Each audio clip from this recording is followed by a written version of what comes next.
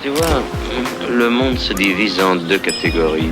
Ceux qui ont un pistolet chargé et ceux qui creusent. Toi, tu creuses. C'est parti pour paramétrer correctement ton projet. Commence par ouvrir les paramètres du projet en cliquant sur l'icône en forme de roue crantée, en bas à droite de l'écran. Lorsque tu crées un nouveau projet, DaVinci Resolve utilise les valeurs par défaut comme la résolution ou la fréquence d'image de la timeline. Ces paramètres peuvent ne pas correspondre à tes besoins spécifiques. C'est ici dans les paramètres du projet que tu peux ajuster et personnaliser ces réglages pour adapter le projet à ton workflow. Ici, dans l'onglet Configuration du projet, sous la section Format de la timeline, tu vois que les paramètres par défaut définissent la résolution à 3840 par 2160 Ultra HD et la fréquence d'image à 24 images par seconde. Dans la page montage, si je crée une timeline en utilisant le raccourci commande N, ce sont ces réglages par défaut qui seront appliqués. Il n'est pas toujours indispensable de régler les paramètres du projet en fonction de la résolution et de la fréquence d'image des médias importés. Ce sont plutôt les paramètres de la timeline qui doivent être adaptés à la résolution et à la fréquence d'image de destination. Ces paramètres ont été définis en amont, avant la phase de tournage. D'ailleurs, sache que les étalonneurs travaillent en étroite collaboration avec le directeur de la photographie et le réalisateur pendant la phase de recherche de rendu souhaité. Cela montre à quel point ces aspects sont planifiés bien en avance. Si je souhaite conserver ces paramètres par défaut pour d'autres timelines, mais que je veux modifier uniquement cette timeline, je décoche la case « Utiliser les paramètres du projet ». Ensuite, je clique sur l'onglet « Format » où j'ai accès aux paramètres de résolution, de fréquence d'image et d'autres options personnalisées pour cette timeline. Si aucune des résolutions préréglées ne te convient, tu peux toujours définir une résolution personnalisée. Si tu veux créer une timeline au format vertical pour des plateformes comme TikTok, YouTube Short ou Instagram, coche l'option « Utiliser la résolution verticale », puis sélectionne la résolution appropriée. Pour le paramètre format de pixel, laisse-le sur carré, qui est le réglage par défaut. Comme cette formation est dédiée à l'étalonnage et non au montage, je ne vais pas m'attarder sur certains paramètres spécifiques au montage. Ces aspects seront détaillés dans les formations montage débutant et montage expert qui arriveront bientôt. Passons aux paramètres fréquence d'image de la timeline. Il est courant, surtout dans les documentaires historiques, de travailler avec des rushs ayant des fréquences d'image différentes. Heureusement, Resolve gère cela efficacement dans les timelines. Si besoin, tu peux utiliser l'option variation de vitesse disponible dans l'inspecteur de la page montage pour ajuster la fréquence d'image d'un plan. Dans la majorité des cas, tes rushs auront la même fréquence choisie en fonction du pays et de la destination de diffusion. Il te suffira alors de régler ce paramètre en fonction de ces rushs. Point très important, tu ne pourras pas modifier la fréquence d'image dans les paramètres du projet si celui-ci contient déjà d'autres timelines. Cependant, tu peux encore changer la fréquence d'image d'une timeline en particulier. Pour bien comprendre cela, je vais te montrer un exemple avec le projet Wyoming Castle Ranch. Je sélectionne une timeline qui contient déjà des plans, clic droit, puis je choisis Timeline, puis Paramètres de la timeline. Je n'oublie pas de décocher Utiliser les paramètres du projet, et tu peux voir que je ne peux pas modifier la fréquence d'image de cette timeline. La raison, c'est que cette modification reste possible uniquement si la timeline ne contient pas de plan. C'est pourquoi il est essentiel de bien régler ce paramètre dès le départ. Donc si je crée une nouvelle timeline, commande N, que je laisse sélectionner Utiliser les paramètres du projet, et que je reviens cliquer dessus pour vouloir changer la fréquence d'image, je n'oublie pas de décocher Utiliser les paramètres du projet. À ce moment-là, DaVinci Resolve me permet de le faire, parce que je n'ai aucun plan dans ma timeline. Je retourne dans le projet créateur de film DVR19. Concernant la fréquence d'image de lecture, lorsque tu modifies la fréquence d'image de la timeline, tu remarqueras que la fréquence de lecture et le format de monitoring vidéo s'ajustent automatiquement pour correspondre. C'est généralement ce qu'il faut. Mais dans certains cas, tu peux les régler séparément. Par exemple, un moniteur à 50 Hz nécessite une fréquence d'image de lecture de 25 images par seconde pour éviter tout problème d'affichage. Dans le prochain tuto, je vais te présenter la section Monitoring vidéo. Voici un code de réduction exclusif pour ma formation Les fondamentaux d'étalonnage avec DaVinci Resolve. Une véritable bible pour progresser. Monitoring vidéo. Cette partie est essentielle pour configurer correctement ton retour vidéo externe. Je vais te guider à travers les sous-menus importants et t'expliquer clairement les choix à faire selon ton matériel et tes besoins. Vidéo résolution. Ce paramètre te permet de choisir la taille d'image standard qui sera envoyée à ton moniteur externe. Si tu utilises un écran HD, sélectionne 1920 par 1080 HD. Si comme moi tu as un écran 5K ou un moniteur cinéma, sélectionne 4096 par 2160 dci. Concernant le format, ce choix est lié, comme on l'a vu précédemment, à la fréquence d'image définie dans la section fréquence d'image de la timeline et fréquence d'image de lecture. Assure-toi que tout est cohérent pour éviter des soucis d'affichage. Niveau. Ce paramètre affecte uniquement les signaux sortant via l'interface vidéo connectée à ton moniteur externe. Il n'impacte pas les données internes ou les fichiers exportés dans l'onglet Exportation. L'option vidéo. Choisis cette option si tu utilises un écran de diffusion standard réglé sur Rec 709. Choisis Full si ton moniteur ou projecteur est capable d'afficher des signaux vidéo en plage complète, de 0 à 1023, et que tu souhaites avoir toute la gamme de données 10 bits, c'est l'option à utiliser. Important, le paramètre sélectionné dans DaVinci Resolve doit correspondre à celui de ton écran externe. Sinon, ton signal vidéo peut sembler incorrect, même si les données sont traitées correctement. Profondeur. Ici, tu choisis la profondeur des couleurs pour l'affichage externe. L'option 8 bits. Suffisant pour des moniteurs standards ou des tests basiques.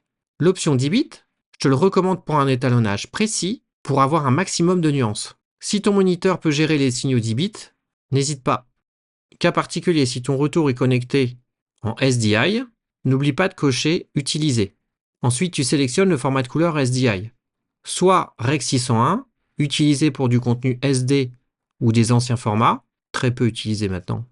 Le Rec 709, très utilisé, parfait pour la diffusion HD standard, par exemple la télé, Internet. Et le Rec 2020, réservé au contenu HDR ou Ultra HD moderne. Je ne vais pas t'assommer avec encore plus de détails ici. Dans cette formation dédiée aux bases, tu as tout ce qu'il faut pour bien démarrer. Pour aller plus loin et comprendre tous les paramètres avancés liés à l'étalonnage professionnel, je te donne rendez-vous dans ma formation Étalonnage Expert, où je rentrerai dans les moindres détails de la configuration. Dans le prochain tuto, on détaillera les sections Médias optimisés et rendus, Dossier de travail et Interpolation. A tout de suite!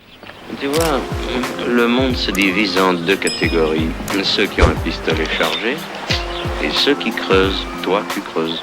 Médias optimisés et rendus. Ces options permettent d'améliorer les performances en temps réel de DaVinci Resolve en générant des médias proxy et optimisés, ou en configurant le cache rendu. Voyons chaque sous-option en détail. Résolution des médias proxy. Ce menu déroulant te permet de choisir la résolution des médias proxy que Resolve génère pour faciliter la lecture. Les options disponibles sont original, demi, quart, huitième, 16e ou choisir automatiquement. Je te conseille de laisser choisir automatiquement. Format des médias proxy. Ce paramètre détermine le format des fichiers proxy. Tu as une multitude de formats. La plupart du temps, je sélectionne Apple ProRes K22HQ, un codec propriétaire d'Apple. Tout ce qui est DNX comme DNxHQ, DNxSQ, ce sont des codecs propriétaire d'Avid Media Composer. Choisis le format en fonction de la compatibilité de ton workflow. Par exemple, Apple ProRes 422HQ est idéal pour un équilibre entre qualité et performance. Résolution des médias optimisés. Ici, tu règles la résolution des médias optimisés qui, contrairement aux médias proxy, sont générés pour améliorer les performances sans modifier l'original. Les mêmes options de résolution sont disponibles que pour les médias proxy. Original, demi, quart, 8e, 16e, je te conseille de sélectionner Choisir automatiquement. Format du média optimisé. Comme pour les médias proxy, tu peux choisir un format pour les médias optimisés. Je te recommande d'utiliser Apple ProRes K22HQ, mais utilise selon la configuration et le niveau compression souhaité. Format du rendu. Ce paramètre spécifie le format des caches. Tu peux choisir une multitude de formats. Moi, je te conseille de sélectionner Apple ProRes K22HQ. Ces fichiers sont utilisés pour les effets complexes ou les zones nécessitant un rendu avant la lecture fluide. Et pour terminer, activer le rendu en arrière-plan. Tu peux activer le cache automatique après un certain temps d'inactivité. Par exemple, ici, 5 secondes. 5 secondes, c'est très bien. Dossier de travail. Il te permet de garder des fichiers bien organisés et d'optimiser leur gestion en fonction de ton matériel et de ton workflow. Configure ces emplacements de manière logique pour éviter toute confusion ou perte de données, surtout si tu travailles sur des disques durs externes. Emplacement des fichiers proxy. Ce champ te permet de spécifier le dossier où les fichiers proxy générés par DaVinci Resolve sont enregistrés. Par défaut, Resolve utilise un chemin lié à ton volume de stockage principal. Si tu travailles sur plusieurs projets, ou que tu veux centraliser tes fichiers proxy sur un disque dur externe, change cet emplacement en sélectionnant un autre dossier. Emplacement des fichiers de cache. Tous les fichiers de cache rendus sont enregistrés dans le répertoire spécifié ici. Par défaut, Resolve crée un dossier caché nommé cache clip. Je te conseille de sélectionner un disque dur rapide, type SSD, afin d'optimiser la vitesse d'accès et de lecture.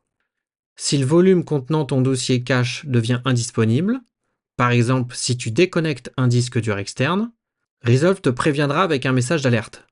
Emplacement des images de la galerie. Les images de référence que tu sauvegardes dans Resolve sont enregistrées en format DPX, dans le répertoire spécifié ici.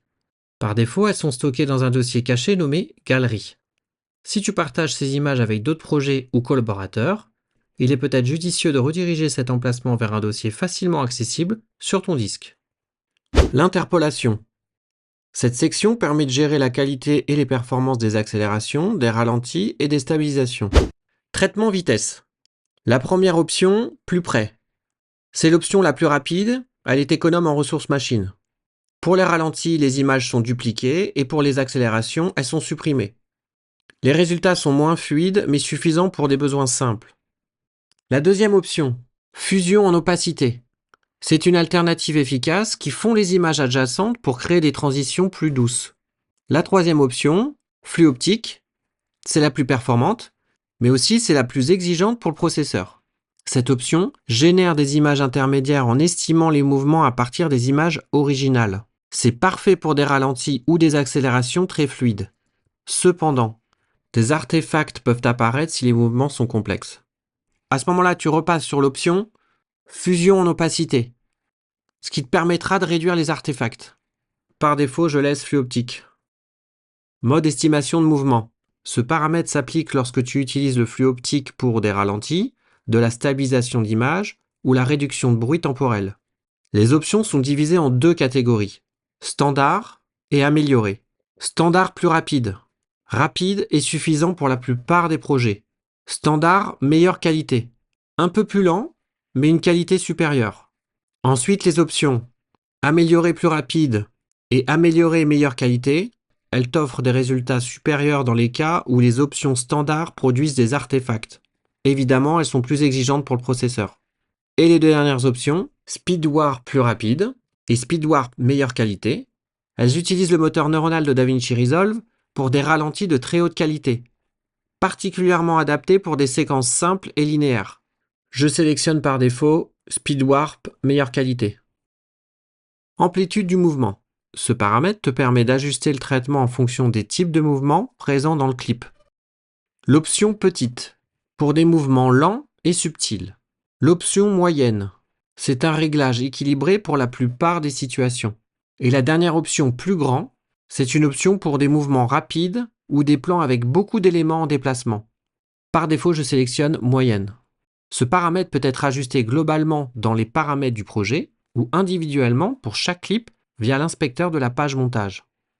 Ces réglages te permettent de choisir entre performance et qualité selon tes besoins de ton projet. Flux optique et ses modes améliorés sont parfaits pour des rendus fluides. Mais attention à leurs exigences en ressources. Si ton système est limité en performance, des options comme fusion en opacité et standard plus rapide offrent de bons compromis. N'oublie pas d'enregistrer les modifications.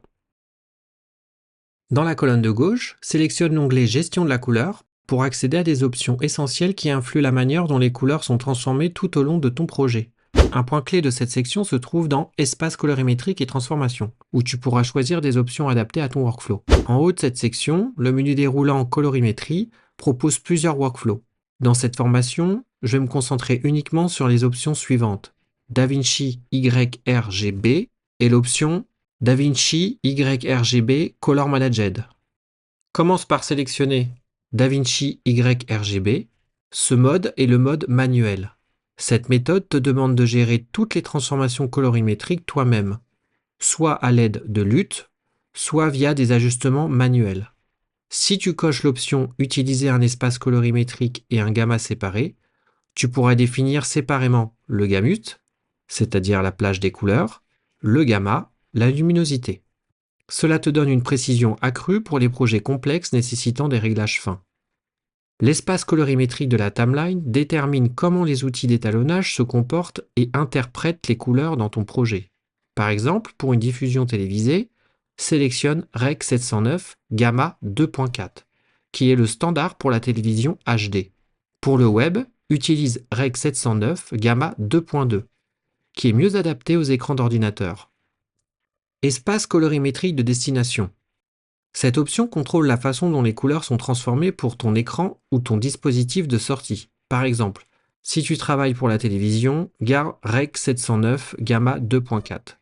Pour une diffusion HDR, choisis Rec 2020 ST 2084 pour correspondre aux exigences des écrans HDR. Avec l'option DaVinci YRGB Color Management, Resolve propose une gestion automatique des couleurs. Cette méthode transforme automatiquement les espaces colorimétriques des médias, des timelines et des sorties pour assurer une cohérence tout au long du workflow. C'est particulièrement utile pour des projets complexes, où des réglages manuels pourraient entraîner des erreurs ou des incohérences. Mode de traitement de la couleur. SDR. Utilise ce mode si ton projet est destiné à la diffusion standard en Rec 709, c'est-à-dire télévision ou web. HDR. Active ce mode pour les projets destinés aux écrans HDR, comme les écrans TV 4K modernes ou les plateformes de streaming prenant en charge l'HDR. L'espace colorimétrique de destination. Dans ce mode, tu définis l'espace colorimétrique final de ton projet, qui sera utilisé pour l'affichage et l'exportation. Par exemple, pour un projet SDR, choisis Rec 709. Pour un projet HDR, sélectionne Rec 2020. Ensuite, les deux dernières options sont les options avancées. Les options ACES CC et ACES CCT sont destinées aux workflows standardisés en post-production, souvent utilisés dans les grandes productions cinématographiques. ACES CCT est préféré par de nombreux coloristes car il permet un contrôle plus intuitif sur les ombres. Ces paramètres et ainsi que d'autres détails avancés seront abordés dans la formation Étalonnage Expert. Ces paramètres de gestion de la couleur te permettent de configurer ton projet de manière optimale en fonction de la destination web, TV ou HDR. Le choix entre DaVinci YRGB et DaVinci YRGB Color Managed dépend de ton workflow et du niveau d'automatisation souhaité. Dernière option à cocher pour paramétrer ton projet. Le paramètre Broadcast Safe. Il est conçu pour limiter le niveau de luminance et de chrominance, afin qu'il respecte les normes strictes de diffusion. Par défaut, dans DaVinci Resolve, les seuils sont réglés à -20 pour la luminance minimale et 120 pour la luminance maximale. Mais tu peux les ajuster selon les exigences de ton projet. En cochant Broadcast Safe, tu garantis que ton signal est conforme aux standards de diffusion, tout en préservant une qualité d'image optimale. N'oublie pas d'enregistrer. Pour le prochain tuto, on se retrouve pour paramétrer les préférences. Tu vois, le monde se divise en deux catégories. Ceux qui ont un pistolet chargé et ceux qui creusent. Toi, tu creuses.